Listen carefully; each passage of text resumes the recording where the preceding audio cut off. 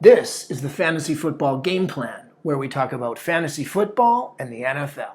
That was a pretty exciting week of free agency. Most of the big names have all been signed now, and everybody's, for the most part, figured out where they're going and who's getting paid. Yeah. And yeah, I think you said the Tennessee Titans were a team you're going to start with. Yeah, so the Titans really haven't made too many roster moves. They're still sticking with Derrick Henry as their go-to guy. Ryan Tannehill proved to be a quarterback that fits their system. With AJ Brown, though, one of the top receivers, I believe, in the league, I think he's definitely a fantasy pickup for Tannehill. They did acquire Josh Reynolds this year too. He came in from, I believe, Rams. Dallas. Rams. Did he come in from Rams? Yeah. So, with those one and two, maybe Morris leaving, I think these two guys, AJ Brown and Josh Reynolds, should be on your roster, with just the production that Tannehill proved last year that he was able to do, and especially if Henry's running the ball, you have the pass option, right? So, but one Yeah. of the big keynotes, though, is Humphries is leaving their team, so he moved on to Washington. But other than that, like, Tennessee looks like they're going to be pretty solid again this year. Well, they lost Jonnu Smith to New England, right? And so who's the is his name Fisker?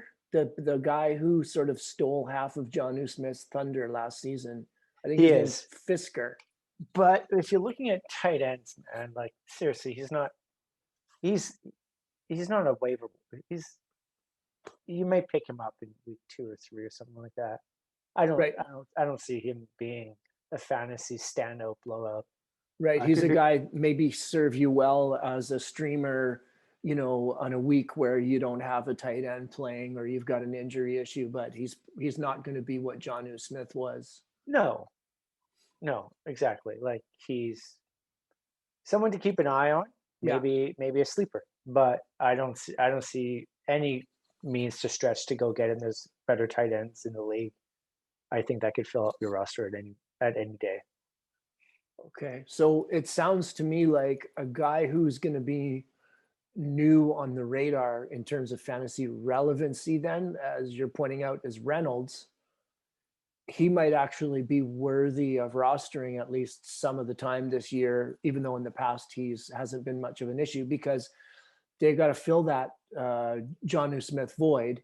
And Brown, as you said, is a top guy. But then what do you do with Humphreys leaving? The ball's got to go somewhere besides Brown. So maybe Reynolds is going to be somebody to really look out for as a breakout guy this year, possibly.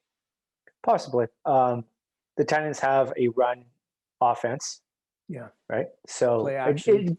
it'd be interesting to see what they do in the draft. Right. Good point. So at this point,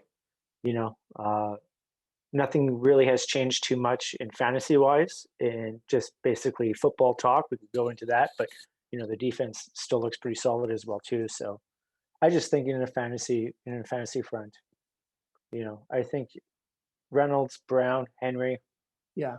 you're gonna get production. So I don't think much of their defense. I know they lost Malcolm Butler, and also they don't have Clowney. They had Clowney last year, and I know he didn't do jack for them, but they still, as far as I know, don't have a pass rusher. So I'm staying away from that defense completely. mhm, good point. And then, as you were pointing out, Humphreys going over to Washington, I didn't actually think very much of it at first. But with Fitzmagic, But with yes, and that's right. I thought about it and then did a little bit of research and realized that those two guys played together and put up some numbers in Tennessee. So for whatever reason, I didn't really remember that. But apparently, Humphreys never missed a game in the 2 years that those two guys were on the same team. And he was a favorite target, and Humphreys had his best years with him. And so at first, I didn't think anything of it, but actually, it might be worth looking at But also the Washington football team brought in Curtis Samuel from Carolina. And, he's sort of a Swiss Army knife kind of a guy. He, he's got I think he had 200 rushing yards last season, which isn't a lot, but it's not bad when you sprinkle it on top of all of his receiving yards. And he's pretty good in the red zone. So he's going to be a nice complement to Terry McLaurin. It'd probably be the number 2 receiver option. But I'm a little worried now because I have Antonio Gibson, and I'm thinking about hanging on to him in my keeper league. But with Samuel being the same kind of player where he's a receiver and a rusher, now I'm worried it's going to eat into Gibson's output a little bit. Or one of the things I was thinking about this morning was, well, if I do hang on to Gibson because I got him so cheap, maybe the handcuff is not so much McKissick, but actually Curtis Samuel. Yeah. What do you I think about that? Washington is going to be a fantastic team to watch this year. I Yeah. think they are going to just blow out the league. They had one of the top defenses last year, and and their offense just looks really exciting. You just lined up 3 great backs that all have different types of skill sets that you could just chess piece in games. It's going to be Right. tough to pick one for who you want to start, and Yeah.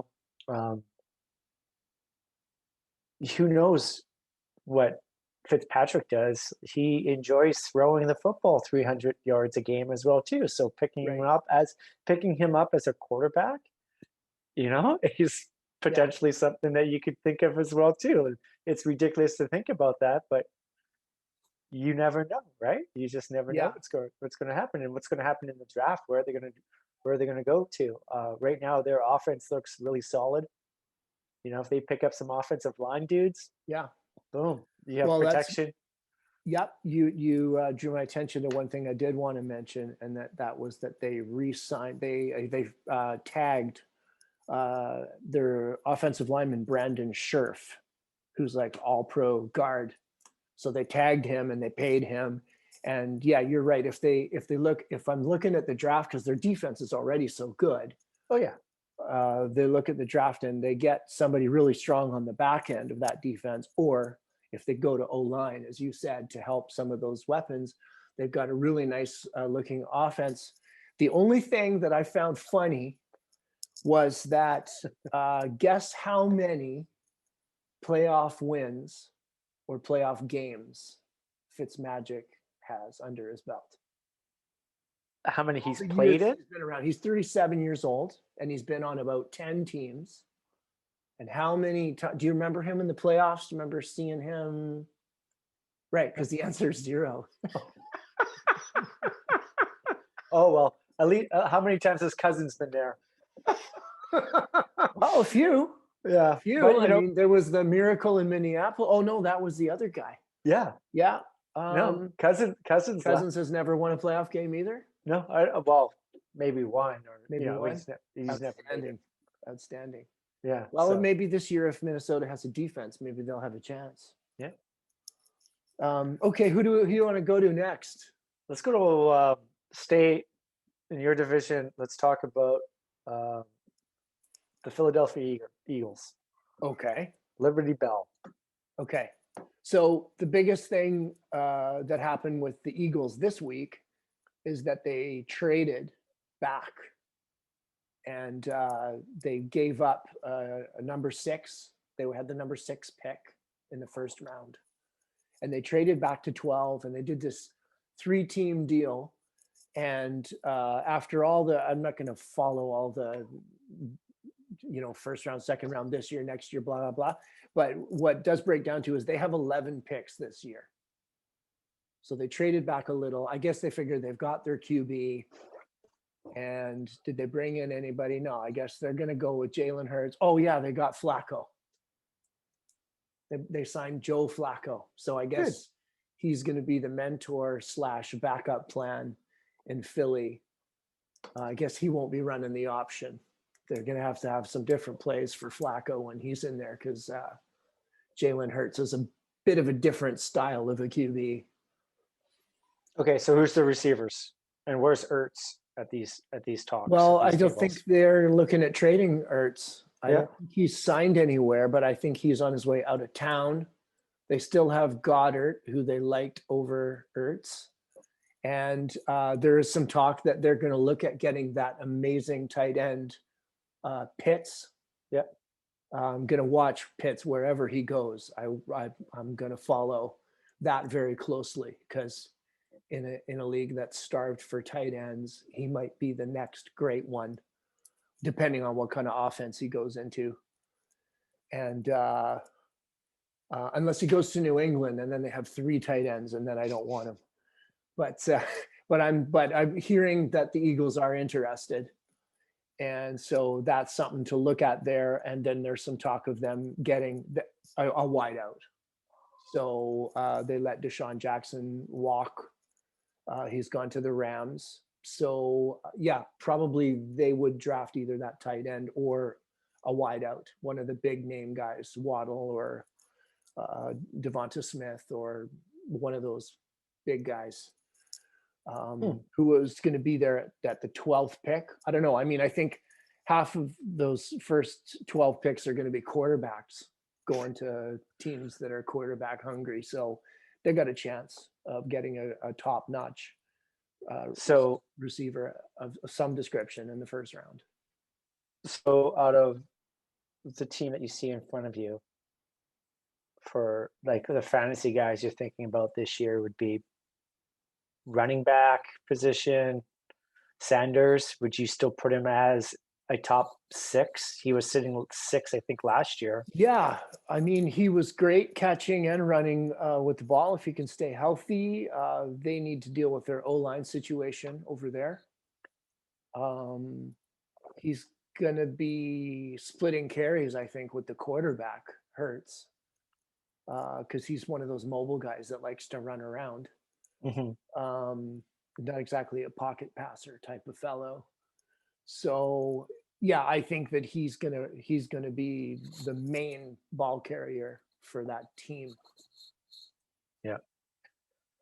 Yeah. It'd be Sanders. interesting to see where he falls this year. Like if he I think last year he was getting picked up in like the second round. If he was still on the board at that point, it'd be interesting. There's some other players I think that came out of the woodwork this year that would probably move his draft down. But it's also not a bad choice to keep on your roster because they will be running the ball, I think, in Philadelphia. So cool. I Yeah. guess the big news out of there though is like Wentz,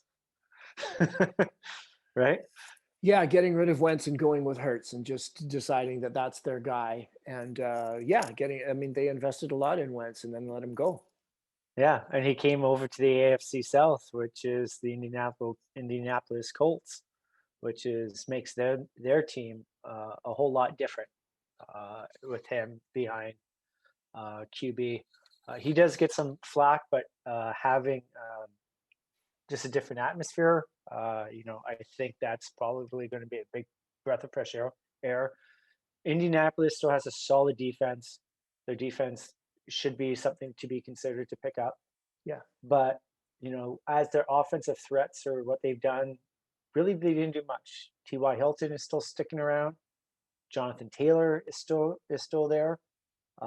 Jack Doyle is always producing. Those guys should be in your mix if you're in a 12-man league, maybe even in a 10-man league. But nothing to be Jonathan Taylor for sure. Pick him up. I should have got him last year, but I was sitting on him. Being second-year player this year, I think he's going to be on more people's radars. So I think he would actually be a higher pick in my books than Sanders, than from Philly. I think I would go with Jonathan Taylor just because of what they did. However, the caveat to that is that they did sign Marlon Mack, which you all know over the last 4 years he's kind of been a dud and he's kind of been a stud. So which way does he also fit in? And if they're going to do one for one and do the whole running back by committee, it's going to be interesting to see. But Carson Wentz, Jonathan Taylor, I think those guys definitely going to be interesting. For fantasy wise, though, Jonathan Taylor, T.Y. Hilton, really good picks. I've been a fan of T.Y. Hilton for years. I don't pick him up early. I pick him up in the 7th round or something like that, and he's a great flex player. So So seeing what he can do. what was going on with him last year? Because I think he came on a little the last couple of games, but really I was hearing all about, Paris Campbell and one of the other, there's a son of an NFL player on that team that's a receiver whose name is Michael Pittman. Pittman Jr. There you go. So I was hearing those guys last year, was not hearing T.Y. Hilton. I agree with you. He's a great player, but he's old now, right? He's old, but I think the thing is that he just wasn't getting the ball, and these other players were getting the ball. But then after week 12, they decided to give him the ball, and then he came back to his glory days. And I think he's just one of those veteran receivers that you can always count on. It's like, he's just someone out there. But yes, definitely, like you have Pittman, you have Campbell. Those guys are great as well too. I do think that though Hilton will catch more of the dramatic balls when it comes down to if you're in the red zone, you're going to go to a guy with solid hands. Yeah. Okay. So keep your eye on who forms that rapport with Carson Wentz. And from what I remember from last year, they had multiple tight ends. I don't know. I thought that I'd heard that that the tight end you mentioned, Doyle, I thought I heard that he was not coming back there, but I might have that wrong. But they have a bunch of other tight ends on that team also. And it felt to me like nobody won that job. Yeah. Ali Cox, and there's another one, isn't there? Isn't Trey Burton there? No.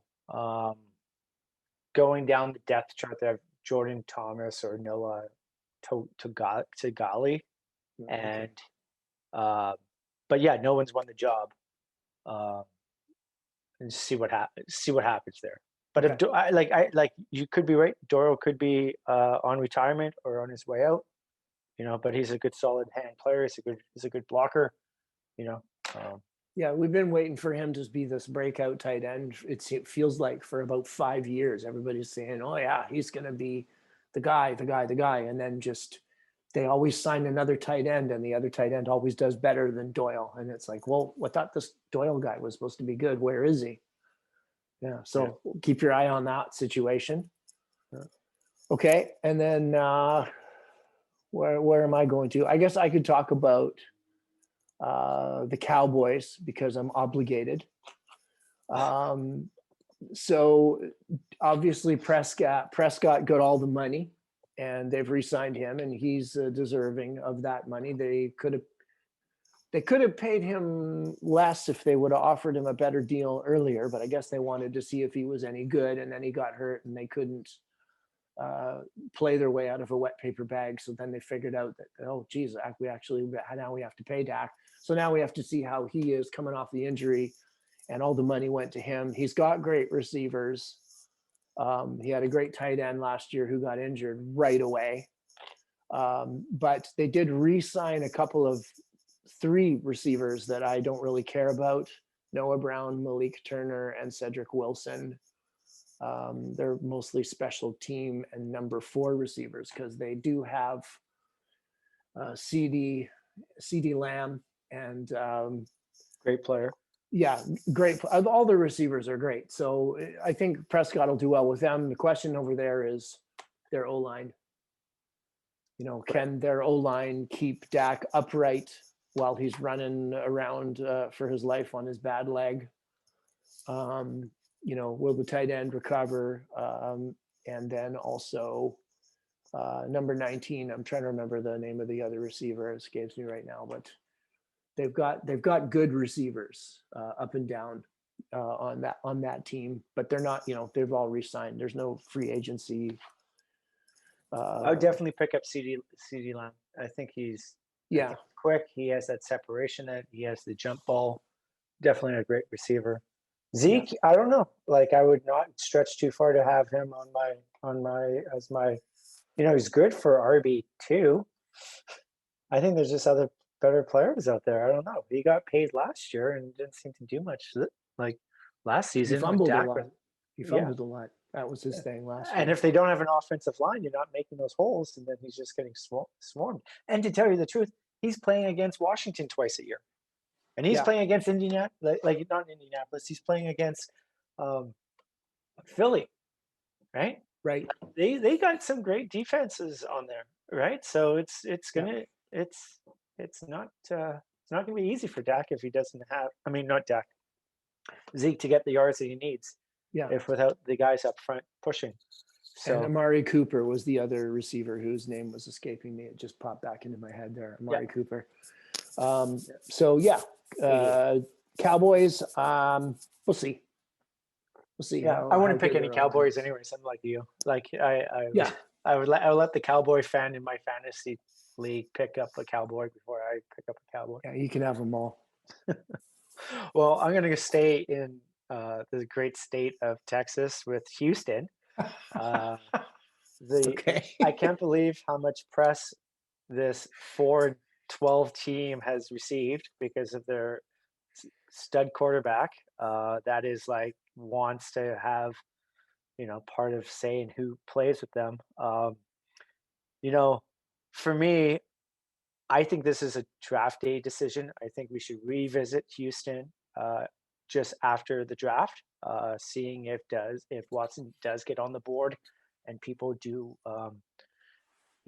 exchange draft picks for him. It'd be interesting to say. I think there's nothing that's being said right now, but what they've done to their roster is kind of interesting. They brought in Philip Lindsay, which is another great running back to go with David Johnson, right? And then they also have Mark Ingram.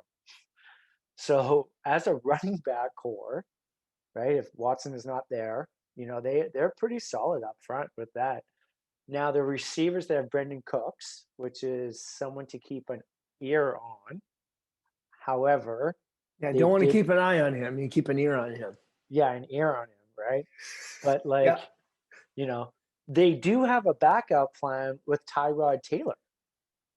So it's kind of interesting to see this team go. And that's what I'm saying. It's like I'm not going to talk about Houston because they're a 4-12 team until I know what happens with Deshaun Watson. And I think we should just revisit this team at a later date because it's very hard to say about their fantasy because Watson could be out because of um, being prosecuted for he's whatever. got 16 accusers, I believe, So at so last anyways, count, and that's going to really diminish his trade value if I'm not, that Houston team. I'm looking at that situation thinking, I don't know, is he going to get suspended? Is he going to that get indicted? I mean, and is his head going to be in it? I mean, he's 25 years old. He's got a lot of money and he's got a lot of lawsuits. So remember football, I don't know. I wouldn't go anywhere near that situation. I don't think anyone else will. So I think that he's going to be stuck on that team and that team is going to be stuck with him. And he is a great talent, but I'm not expecting anything from him this year based on all of that. And, he's obviously a super talented guy, but maybe 2-3 years from now, he's one of the, main quarterbacks that we're talking about, but I'm not going near that situation. I mean, no. he probably could end up getting suspended. Yeah, and that's what I'm saying. It's like it'd be interesting to see where Houston, Texas are, when we're talking about 5 weeks from now, Sure. and we'll have a better sight of like how the players sit in fantasy because at the end of the day, your quarterback drives your offense, and you need to understand where your quarterback is, and it's pretty hard to say this receiver is going to catch balls or you know, this Yeah. running back's going to do well without knowing those things. Yeah. Who's up next, me or you? Well, I just talked about Houston. So Okay, so I guess then the that Giants. that leaves the Giants as the last team in the NFC East that we haven't discussed yet. A lot going on there. Leave the best for last. So they re-signed Leonard Big Cat Williams, the D tackle, so that'll help fortify the defense. They brought in Devontae Booker as a backup plan, I guess. If Saquon's not ready to go, or if he's easing back into it, or maybe they want to share the load a little bit with those receiving yards to the running back. So keep an eye on that one. Um, the other thing they did, I mean, they've got Ingram as a tight end. I know that they brought in the tight end from Minnesota, and he almost didn't sign. He was going to sign, then Rudolph? Kyle Rudolph. Yeah. He's got an injured foot now. So he signed. Apparently, the deal went through, and now he's having surgery now, which means he's behind schedule. So I'm staying away from him. Maybe Evan Ingram will be the player that everybody wants him to be. Also, former Vancouver Trojan Ryson John is a tight end in that organization, 6'7", went to SFU. And great kid. Coached him when he was 10 years old. Rooting for him to have a nice pro career. He played on an organization that you and I coached for. So even though I'm not a big Giants fan, I'll be pulling for him this year to break through with Kyle Rudolph being banged up. And the big move that these guys did was that they brought in Kenny Golladay. So Kenny Golladay is regarded as one of the most talented receivers in the league. He had a lot of injuries last year. Didn't do much last year, but the year before that, outstanding. I'm thinking it was 11 touchdowns. Daniel Jones is not as good of a quarterback as the one he's used to playing with, Stafford. And I'm thinking it'll take a little bit of time for those guys to start clicking. Depends on what kind of an off season they're allowed to have in terms of COVID and how much practice they can get in during training camp. If he can form a rapport with Daniel Jones and get some of the action away from Saquon Barkley, then Golladay should be number one, a top 10 guy based on his talent and based on they do have Shepard. So let me just talk about Galloway. Since I invest my money and I watch every single game the Detroit Lions have played the last 4 years, I've watched him solid. I have a good eye for him.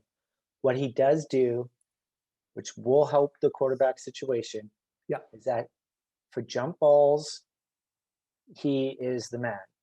So the quarterback doesn't have to be precise. He just has to get it into the area.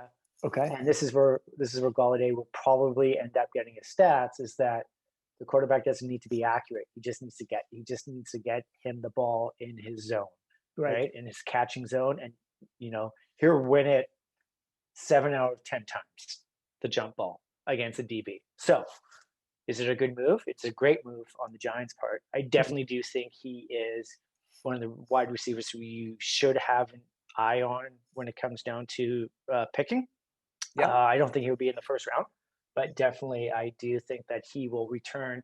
He said 2 years of sitting on the bench, healing. He could have played last year. He just decided not to. He was playing for Detroit. They were going downhill, and he was just like, no, my back's sore. And so, a little selfish, but at the same time too, the guy's going to be ready. And definitely, I think Giants have a good roster right now. I think this division is going to be interesting with Giants.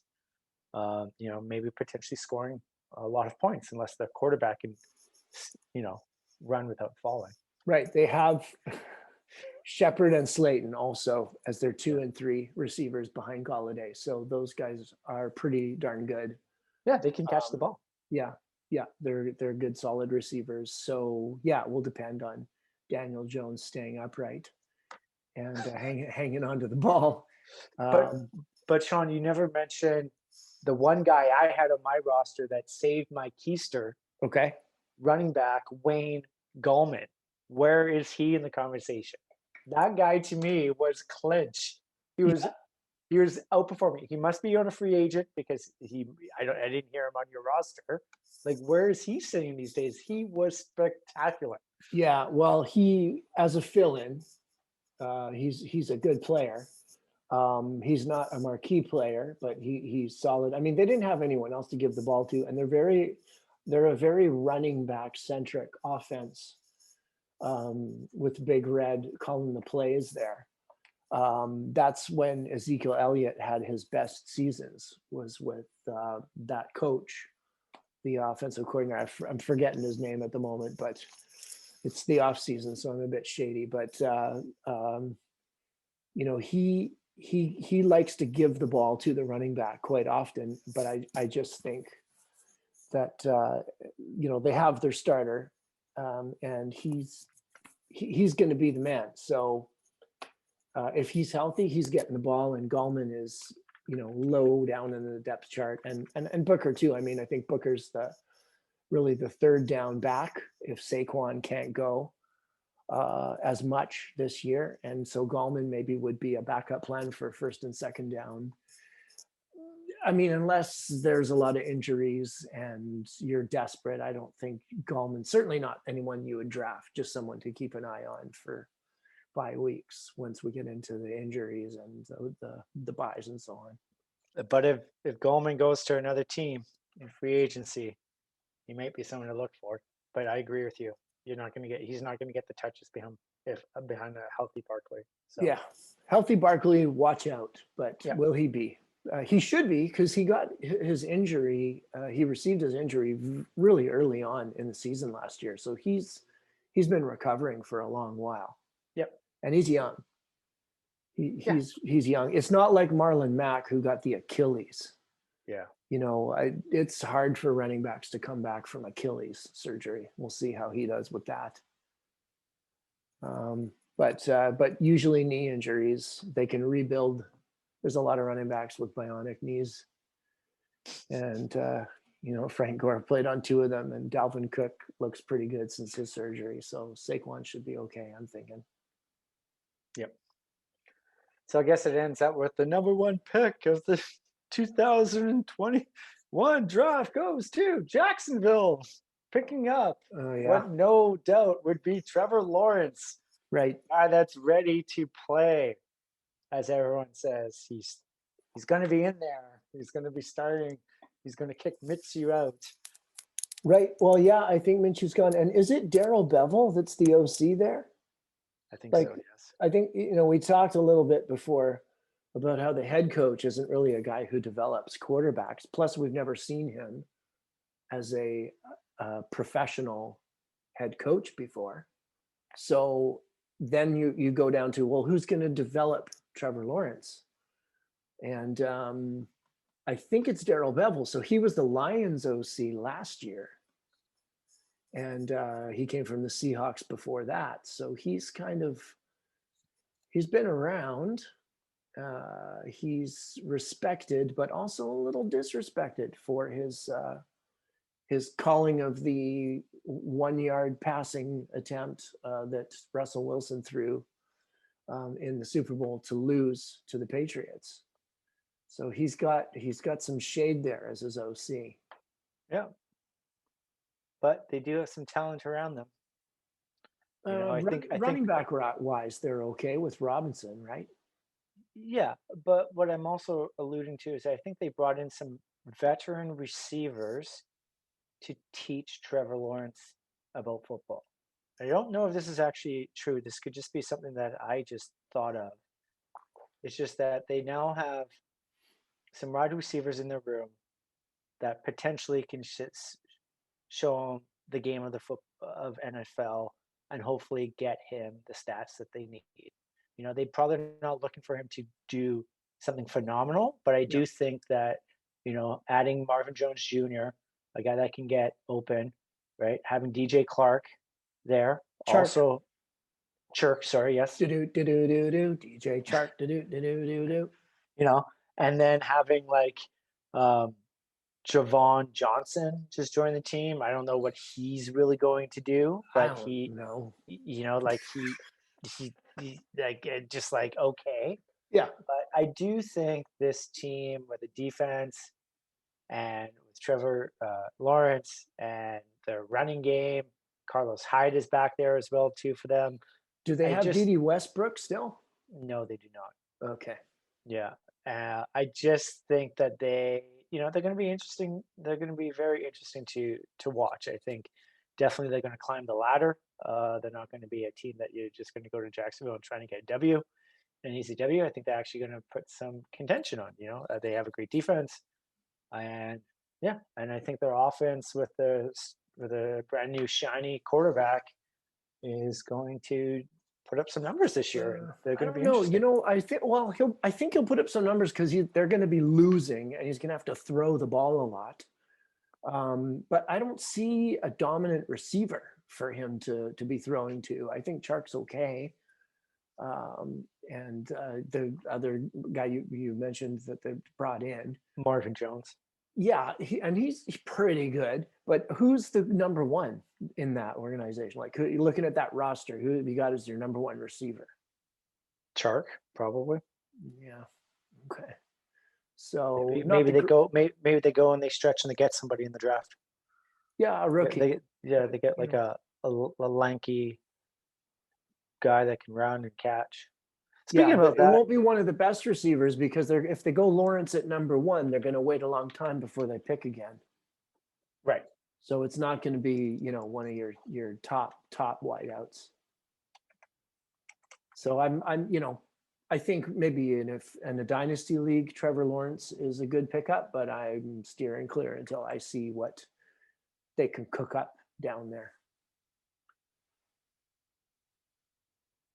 Yeah, be interesting. I think that team, I would definitely go in and pick James Robinson from his Yes. production numbers from last year. Yes. And, if you can get a wide receiver, Marvin Jones Jr. is always someone that can catch footballs and get into the end zone and some pretty good hands. And see what happens from there. He's somebody I would maybe look at on the waiver wire, but I wouldn't draft him. I don't think I would draft him that early. But you always got to understand, though, like when we're talking about fantasy, you only have so many of the top 4 picks, right? Yeah. You got to also fill up your bottom of your roster somehow, Yeah. right? So, like when we're talking about these things, and we're saying picking up these guys, Yeah. they're definitely not picking up these guys in like the first 5 rounds. Obviously, picking these guys up in like the 10th to 16th round, they're not that bad choice. Like you can have these guys sitting on your bench, and that you never know what kind of numbers they're going to pick up. In my Right? league, we only have 16 slots. Yep. And I only draft 3 receivers on But my you only opening play 2. roster because I can always receiver is the one position that I don't care if it's week 17 because there are 17 games now. I don't care if it's week 17. You can always find points at wide receiver by streaming. The league's got a lot of depth at that position, and teams that get in desperate situations throw the hell out of the ball because they're behind. And you can always find a guy. So for me, I don't worry about getting too many receivers. So I'm not going to pick up an average one in a draft. I will stream one. I'll go for a top guy to be on my 16-man roster, but I only go for top guys because I find that I need to look at tight ends and quarterbacks. And you need at least, I think you need at least 2 kickers, and you need at some point you need 2 defenses. Yeah, I was just about to say that too. Yeah, so that's a lot of. Now once your defense has the bye, then you don't need 2 defenses anymore. But depending on what your league rules are, I've been burned before by having 1 kicker and he pulls a hammy before the first game. And we have this dumb rule where you can't do any waiver picks until after week 1. You have to go with the roster that you drafted. So in my league, I have to draft 2 kickers just in case my kicker gets cut at the last second or pulls a hammy and they, go to some kid off the street. Right. And my point of this whole thing is you can always find a receiver. Doesn't matter what week of the year it is. So drafting average receivers is not the priority for me. Yeah, the draft is coming up. It's always good to see where teams are going to be coming into. Like I said, I want to talk about Houston after the draft. I think it's going to be interesting to see where everything happens with those guys. I think we did have a good conversation today about some potential players out there. Yeah. And so what do you want to talk about next week? Who do you want to take? I was just in the AFC. Okay. Maybe I do NFC West. You got NFC West. Okay. Who do you want me to take? You got the divisions in front of you there. Who AFC North? AFC North. Okay. Kind of weird way how we're splitting these up. We're not talking east and east. We're just going. Yep. That's Kinda fine. weird. And we'll get them all covered before the draft. Yeah. Well, you got a pretty interesting one, that north. Like, that'd be good. Good Okay. teams in Well, there. I'll try to make it interesting. Yeah, I'll see what the NFC West has to do. The good old Seahawks, Yeah. Good luck. Niners Niners. with that number 3 pick coming up. Yeah. Anyways, I guess we'll talk about more about that next week. Yeah. Okay, Excellent. well, Sean. thanks so much for doing this, Scott. And I'm looking forward to next week and doing a little research and doing some digging here. Yeah, for sure. Okay. Talk to you soon. Okay, take good care. Bye. Bye now. Thanks for listening to the Fantasy Football Game Plan.